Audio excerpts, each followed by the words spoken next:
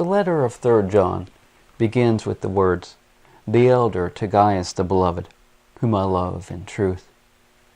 One thing that I find interesting about this letter is the fact that the term beloved is found so many times, not only in the first verse, but also in the second and fifth, and also the 11th, which reads in part, "Beloved, do not imitate what is evil, but what is good." Jude verse 3 also begins with the word where it says, in part, "Beloved, while I was making all diligence to write to you concerning our common salvation."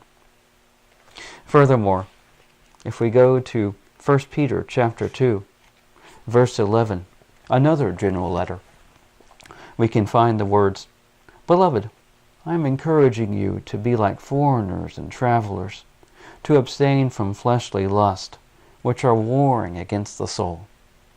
But now you may ask, is the term beloved only found in the general letters? Actually, it is not. It is found in also the letters of Paul.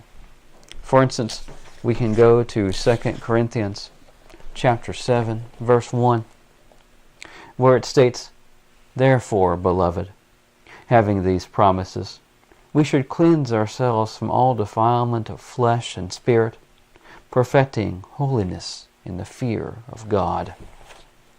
And finally, if we turn to Romans chapter 1, verse 7, we find these words, "To all those who are in Rome, beloved of God, called holy ones, grace to you and peace from God our Father and the Lord Jesus Christ." And so, I point these things out simply to encourage those who are Christians to perhaps use the term beloved a bit more often than we may have done otherwise, than we may have done previously. Because it is a scriptural term, it is a term of endearment and concern for one another, and perhaps it may be a benefit for us to say it more often. Thank you very much for your time, and have a nice day.